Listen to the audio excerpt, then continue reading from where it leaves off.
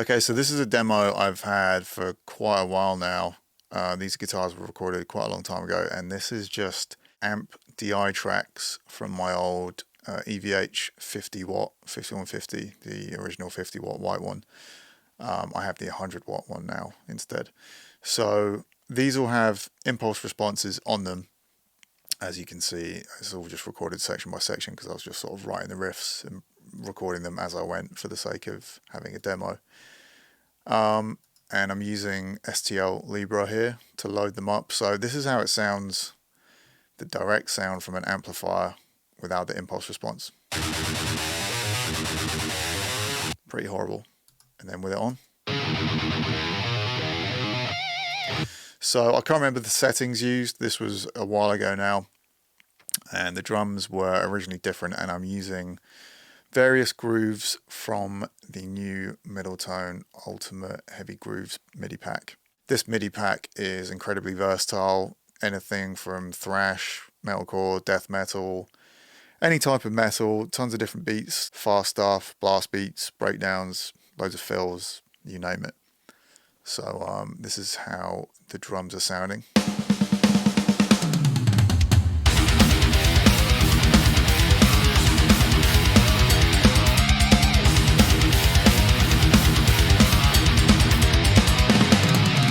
And if you zoom in on these, they look like they're on the grid, but they're not actually all lining up to the grid. They've been humanized to a degree.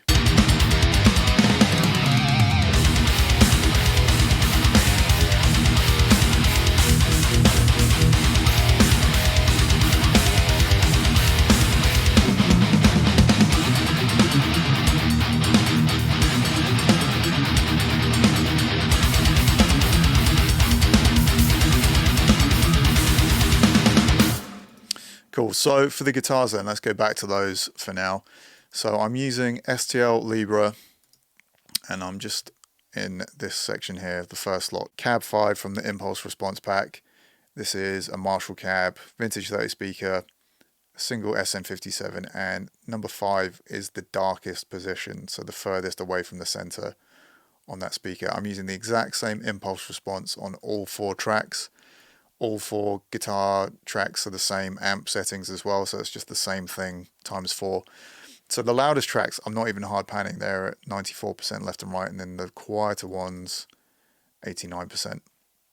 And these are not the mix ready EQ ones, these are just like the raw impulse responses, and I'll show you the EQ that I've done. We could ignore this in Cubase, that was from a while back, so that is off.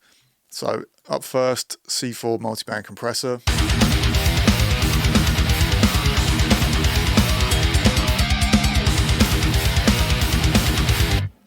I usually have this kind of little slight bump here by like a dB and balance it so when it's not really like whoomphing and chugging, it's still sort of hovering around the midway point. Well, I say the midway point, around the neutral sort of, 0 point, and it's not going above or below, but it's going much further below on the palm mutes.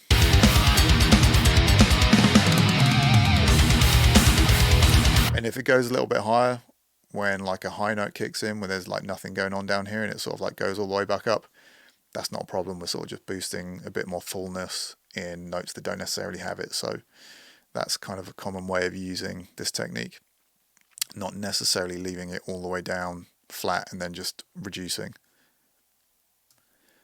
So the first EQ, I'm doing subtractive stuff. Again, this is not the mix EQ'd IR, this is just how it sounds.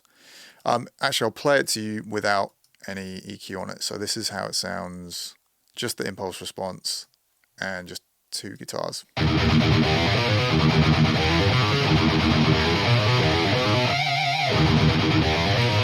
So as you can hear, without any EQ on it, very pleasing tone. Probably without using any EQ, you can make that work in the mix.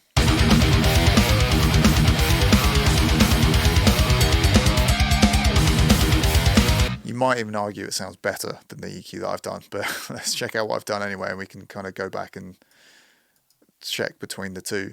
So up first, doing some subtractive EQ, so just carving out some of the woomphy area.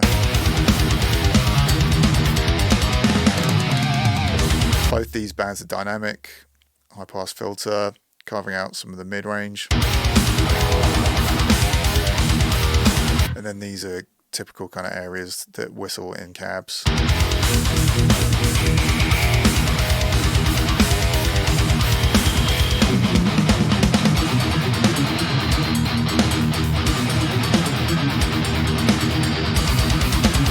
And this isn't necessarily a whistly area. This is just something that I like to remove from guitars, anywhere between like, you know, around 6K, between 5 to 7K usually.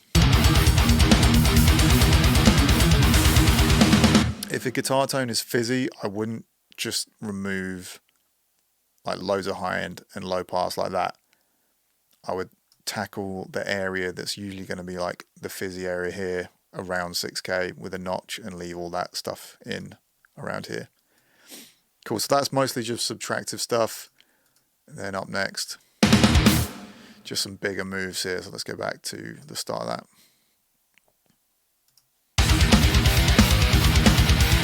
So I found the high pass filtering, I could go a bit more with this one. And same with the low pass filter. I'm doing this not necessarily just to remove all the high end, but just sort of like gradually slope it off and start pulling some of that 6K area down as well again. Because I'm then boosting 3.3K here. And with the boost I'm doing a little cut. So a wider boost and a slightly more narrow cut. Found that a bit obtrusive, brought that down. Again, removing more mids, 1.1, 4.7, or 44, 472 even. So let's check it out with the processing, the EQ, and without the EQ, and A/B them. So I'm going to turn the volume up on this one.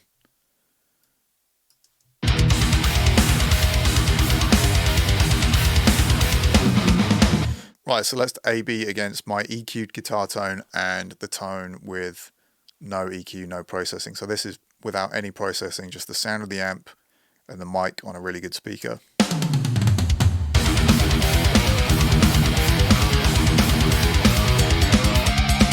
And then this will be with processing.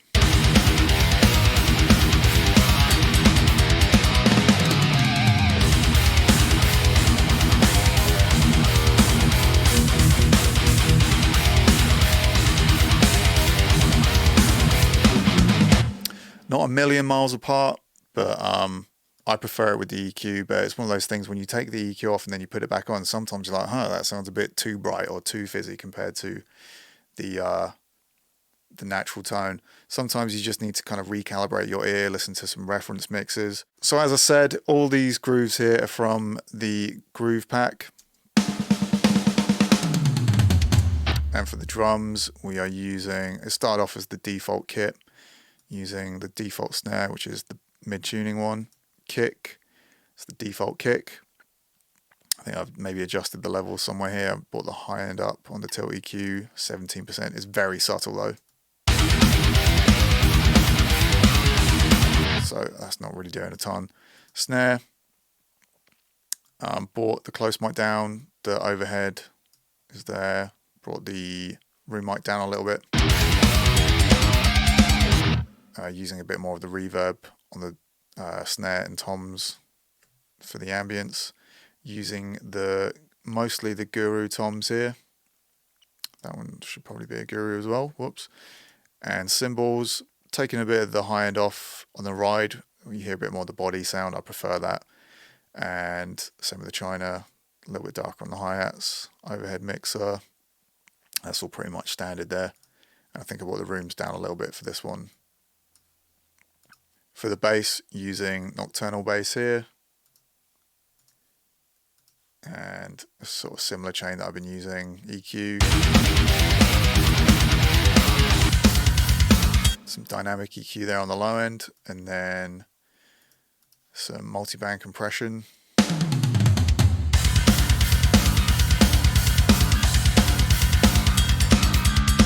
And some compression. Favouring the Dark Glass plugin at the moment on bass. not overly distorted. You can blend in a bit more of the DI tone as well. EQ, that's dynamic EQ there. I think this area here is sort of like a whistly area that's sort of inherent maybe in the cabinet on the dark glass plugin.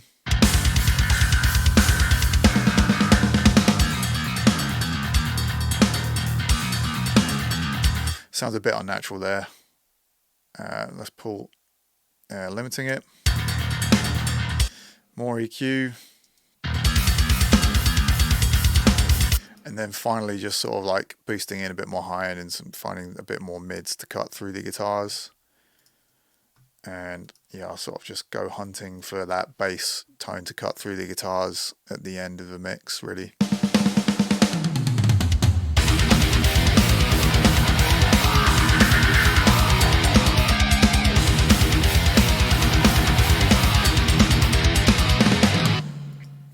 Cool, and then let's check out the master bus. I pulled the volume down here, which I do in these videos just to not override the input on my other computer that's recording the audio and balance out my voice with this. So up first, some EQ, just removing subby low end that we don't need. Then classic bus compression, ratio 3, attack 30, fast release. Not really doing a lot, just sort of tickling it. Flatline. Very subtle here, just clipping. Shape 96. And then ozone elements, maximizer. Not doing a lot, and then limiting the whole mix. Not going too crazy with this master bus processing, just trying to keep it a bit more dynamic sounding and a bit more clear and not kind of going for that ultra modern sort of like overhyped, over squashed sound. So yeah, I'm really pleased with how that one turned out. Really enjoying using real amps with the impulse response pack as well.